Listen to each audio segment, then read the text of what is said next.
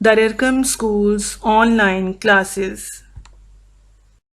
Bismillahirrahmanirrahim.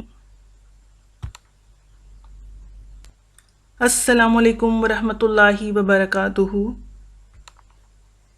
مطالعہ پاکستان جماعت نہم lecture number 4 ہے۔ پہلا سبق ہے پاکستان کی نظریاتی اساس اور اس کا عنوان ہے نظریہ پاکستان کے عناصر۔ نظریہ پاکستان کے حوالے سے برصغیر کے مسلمانوں نے ایک علیحدہ ریاست اس لیے حاصل کی تاکہ اللہ تعالیٰ کے حتمی اور قطعی اقتدار اعلیٰ کے تصور کو عملی جامہ پہنایا جا سکے، اس ذات عظیم کی برتر اور مطلق قوت کو نافذ کیا جائے اور ایک ایسا نظام رائج ہو جس میں قرآن پاک اور احادیث رسول مقبول صلی اللہ علیہ وآلہ وسلم پر مبنی اصولوں کو اپنایا گیا ہو۔ اسلام محض عبادات اور رسومات کے مجموعہ کا نام نہیں بلکہ ایک مکمل ضابطہ حیات ہے جو انسانی زندگی کے تمام تقاضوں کو پورا کرنے کی مکمل صلاحیت رکھتا ہے۔ اس میں معاشرت، معیشت، اخلاقیات اور سیاسیات کے تمام مقاصد کو پورا کرنے کا سامان موجود ہے۔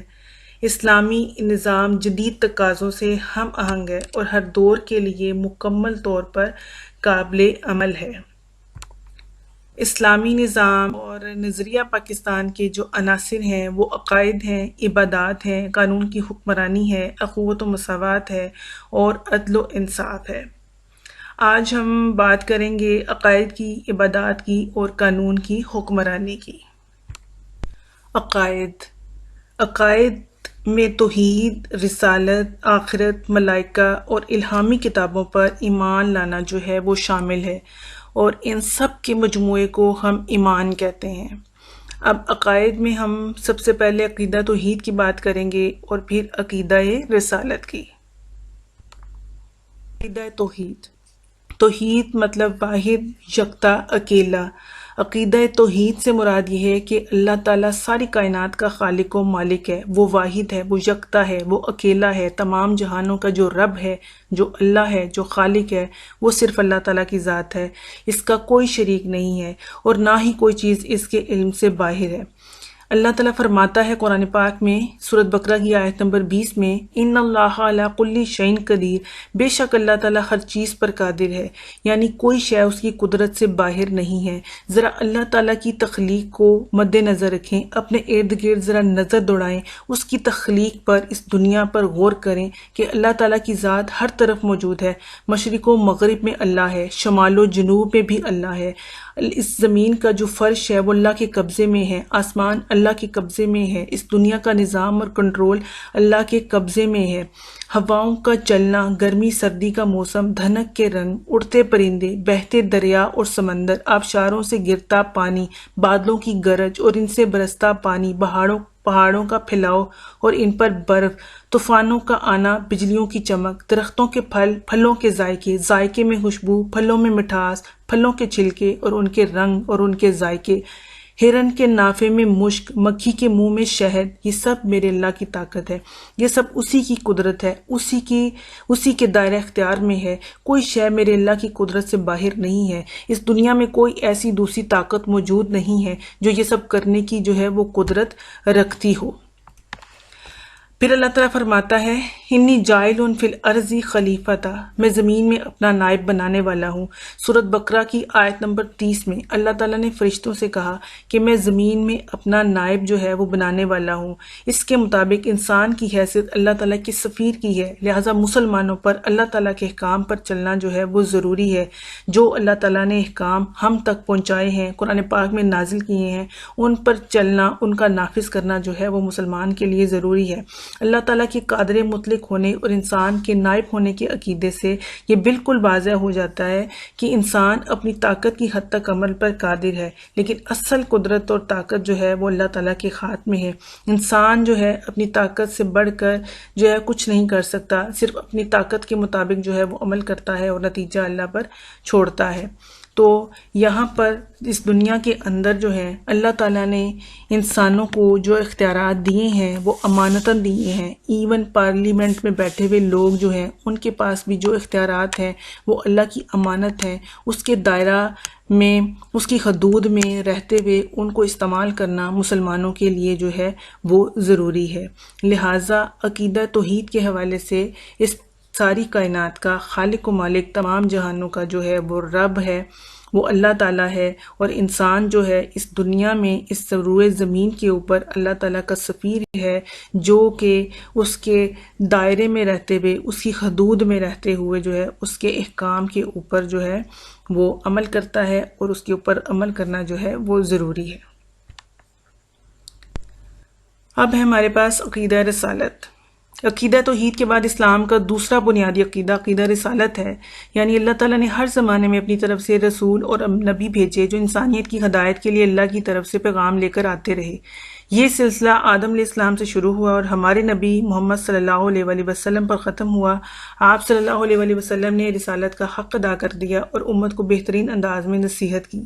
تمام انبیاء اور رسل اس لیے دنیا میں تشریف لائے کہ اللہ تعالیٰ کے دین کی بالادستی قائم ہو اور لوگوں پر حجت نہ رہے کہ انہیں کچھ پتہ نہیں تھا کہ اللہ تبارک و تعالیٰ کی عبادت، اطاعت اور فرما برداری کیسے کرنی ہے. اس لیے اللہ تعالیٰ نے فرمایا، پیغمبروں کو اللہ تعالیٰ نے خوشخبری سنانے والا، ڈر سنانے والا بنا کر بھیجا تاکہ رسولوں کو بھیجنے کے بعد لوگوں کی اللہ پر کوئی حجت نہ رہے.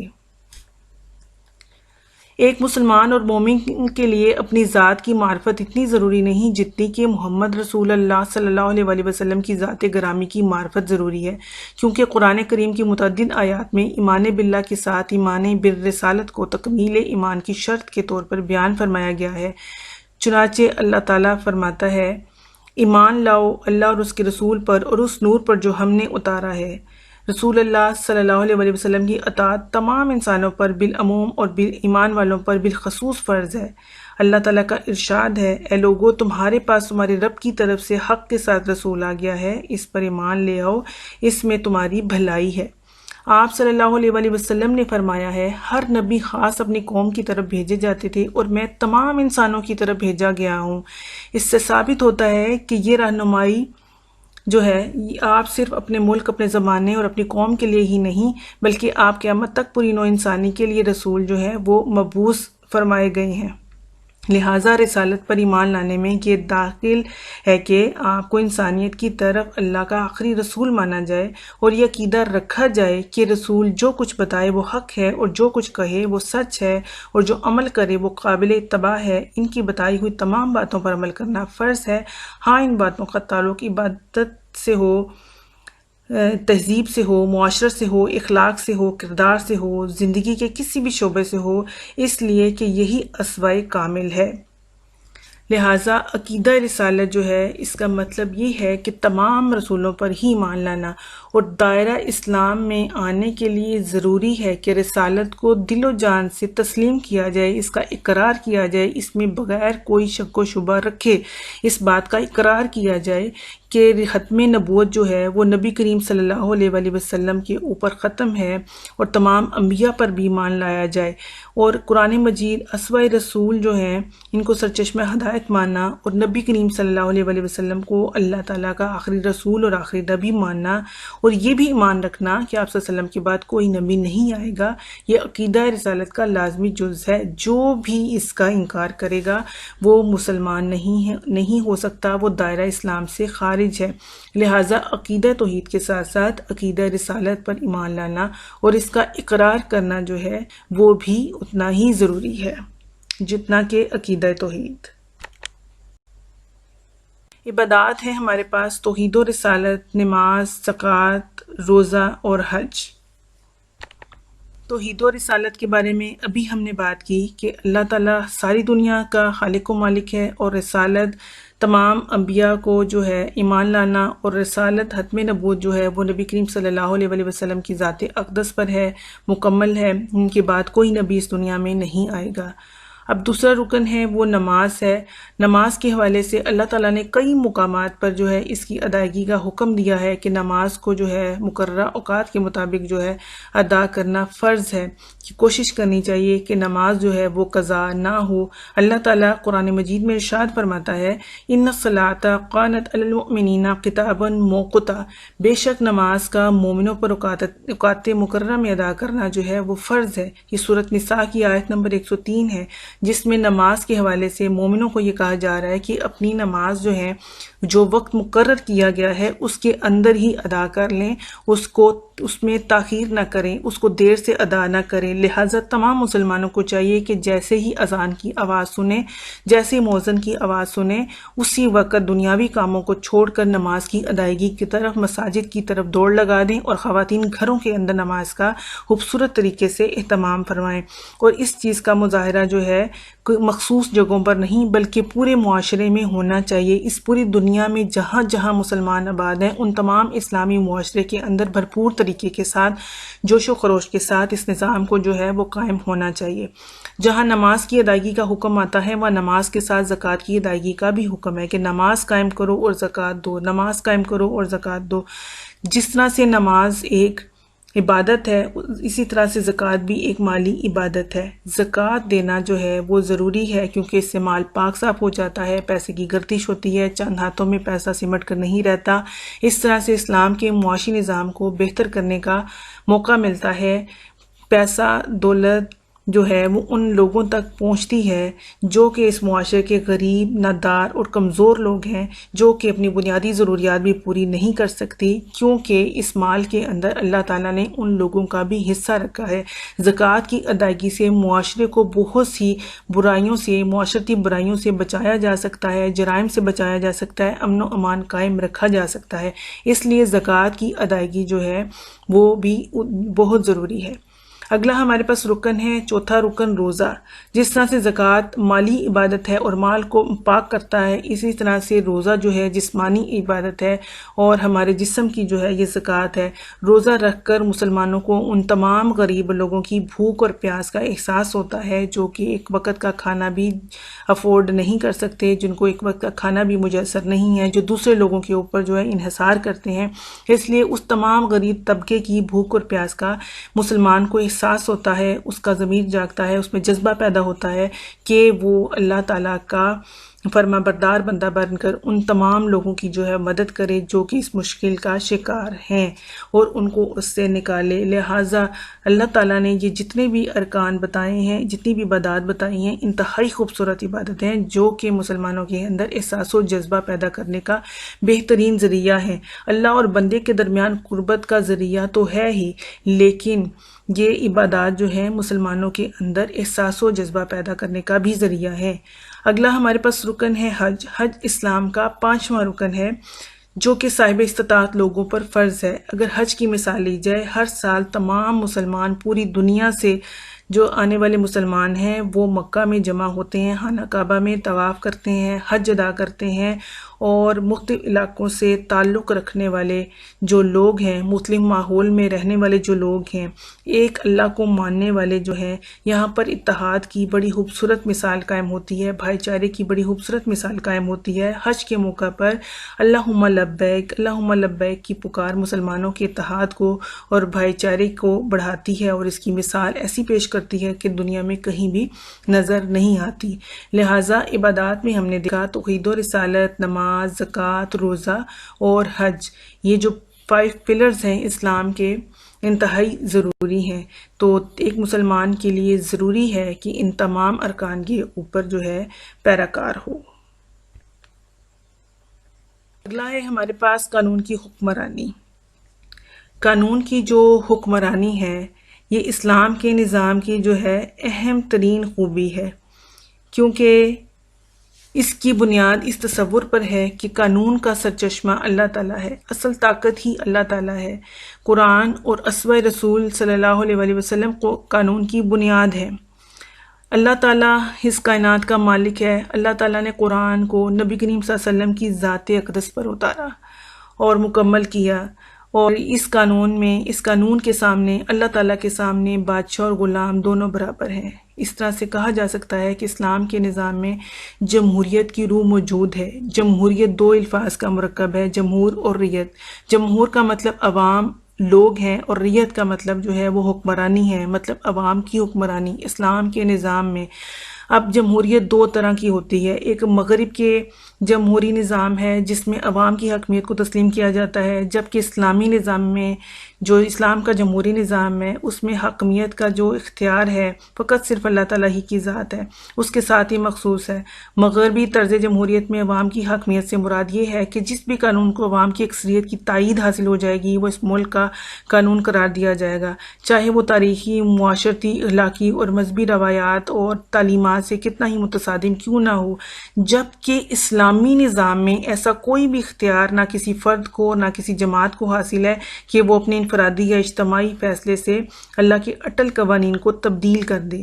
جمہوریت اور اسلام میں بنیادی فرق یہی ہے کہ ہمارے جمہوری نظام میں مخصوص افراد کے لیے استثناء کا قانون موجود ہے، جبکہ جو اسلام کا جو نظام ہے اس میں کسی استثنائی صورت کی کوئی گنجائش جو ہے وہ نہیں ہے۔ اسلام میں قانون کی عملداری کا جو اندازہ ہے وہ نبی کریم صلی اللہ علیہ وآلہ وسلم کی اس فرمان عالی شان سے بخوبی لگایا جا سکتا ہے کہ اگر محمد صلی اللہ علیہ وآلہ وسلم کی بیٹی فاطمہ بھی چوری کرتی تو اس کا بھی ہاتھ کاٹ دیا جاتا۔ اسلام کا نظام عدل اور انصاف اور احتساب بہت واضح اور کڑا ہے کہ لاکھوں مربع میل پر حکومت کرنے والے وقت کے خلیفہ سے بھرے مجمع میں محض چند درہم کی چادر کا سوال کیا جا رہا ہے، اور سوال کرنے والا کوئی جج، قاضی یا تفتیشی افسر نہیں ہے بلکہ خلیفہ کی رعیت کا ہی ایک عام فرد ہے، لیکن خلیفہ وقت بغیر کسی غصے اور غضب کے نہایت اطمینان سے اپنی صفائی جو ہے وہ بیان کر رہے ہیں۔ اللہ تعالیٰ جو ہے وہی قانون کا سرچشمہ ہے، اور اسی قانون کے سامنے سے ثابت ہوتا ہے کہ بادشاہ اور غلام جو ہیں وہ برابر ہیں۔ جو اصول و قوانین ایک بادشاہ کے لیے ہیں، جو ایک نبی کے لیے ہیں، جو اس کی بیٹی کے لیے ہیں، وہی عام لوگوں کے لیے بھی ہیں۔ جو معاملہ بادشاہ کے ساتھ ہے وہ غلام کے ساتھ بھی ہے، جو غلام کے ساتھ ہے وہ بادشاہ کے ساتھ بھی ہے، یعنی مساوات ہے اسلام کے نظام کے اندر۔ اسلام کے نظام میں جو جمہوریت کی جو روح جو ہے وہ موجود ہے۔ اور ایک اور اہم بات کہ حکمرانوں کو باہمی مشورے کے ذریعے فیصلوں کا پابند کر کے جمہوریت کی مہر جو ہے وہ لگا دی گئی ہے۔ اب جمہوریت کی مہر کیسے لگائی گئی ہے کہ مشاورت کرنی چاہیے۔ اسلام کے اندر مشاورت کی بہت زیادہ مثالیں ہیں، نبی کریم صلی اللہ علیہ وسلم کے زمانے کی بھی بہت سی مثالیں مشاورت کے حوالے سے موجود ہیں، کیونکہ اسلام کا نظام جو ہے اس میں شرعی طریقے کو اہمیت حاصل ہے، جس کا مطلب ہے صلاح کرنا، مشورہ کرنا۔ اور آپ صلی اللہ علیہ وآلہ وسلم بھی جو تھے مشورہ کیا کرتے تھے۔ غزوہ خندق کے حوالے سے ایک اہم ترین مثال ہے کہ غزوہ خندق جب کھودی گئی تھی، جب معاملہ ہوا تھا غزوہ خندق کا، تو حضرت سلمان فارسی رضی اللہ تعالیٰ عنہ نے مشورہ دیا تھا کہ خندق کھودی جائے، تو آپ صلی اللہ علیہ وآلہ وسلم نے انتہائی احسن طریقے سے مشورے کو قبول کیا اور خندق کھودنے کا جو تھا اہتمام کیا گیا تھا، تو پھر خندق کھودی گئی تھی۔ تو یہاں سے پتہ چلتا ہے کہ حکمرانوں کو باہمی مشوروں کے ذریعے جو ہے فیصلہ کرنے کا پابند کیا گیا ہے، اور اس کے اوپر جمہوریت کی مہر لگائی گئی ہے۔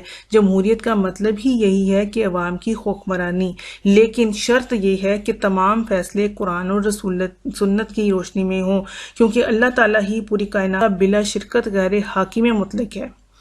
اور اگر پاکستان کہ لوگوں کو جو اختیار اور اقتدار اس کی مقرر کردہ حدود کے اندر استعمال کرنے کا جو حق ہے وہ ایک مقدس امانت ہے۔ پاکستان کے لوگوں کی بھی یہ خواہش ہے کہ کیسا نظام قائم ہو جس میں جمہوریت، آزادی، مساوات اور عدل عمرانی کے اصولوں پر جس طرح سے اسلام نے تشریح کی ہے پوری طرح سے عمل کیا جائے، جس میں مسلمانوں کو انفرادی اور اجتماعی حلقہ ہائے عمل میں اس قابل بنایا جائے کہ وہ اپنی زندگیوں کو اسلامی تعلیمات کے مطابق جس طرح سے قرآن و سنت میں ان کا تعین کیا گیا ہے ترتیب دے سکیں، اور اس میں قوانین کو قرآن پاک اور سنت میں منضبط اسلامی احکام کے مطابق جو ہے بنایا جائے، اور ایسا کوئی قانون نہیں بنایا جائے گا جو اسلامی احکام کے منافی ہو۔ لہٰذا قانون کی حکمرانی سے ثابت ہوتا ہے کہ اس دنیا کے اندر اصل قانون جو ہے وہ اللہ تعالیٰ ہے۔ لوگوں کو جو ہے یہاں پر اختیارات بطور دیے گئے ہیں، ان کو چاہیے کہ ایمانداری کے ساتھ اس کو نبھاتے ہوئے امانت کے طور پر استعمال کرتے ہوئے جو ہے قانون کی پاسداری کریں، کیونکہ ایک دن ہم سب کو جو ہے اللہ کے ہاں حاضر ہونا ہے اور اس کا جواب دینا ہے۔ اور آج کا لیکچر جو تھا ہمارا یہیں تک تھا، اور کہ اگلے جو دو ٹاپک ہیں وہ انشاءاللہ تعالی ہم اگلے لیکچر میں جو ہے اس کو کور کریں گے، اور آخر میں اس دعا کہ اللہ کریم آپ سب کو ہمیشہ اپنے حفظ و امان میں رکھے اور صحت و تندرستی کی بہترین حالت میں رکھے۔ اللہ حافظ، فی امان اللہ۔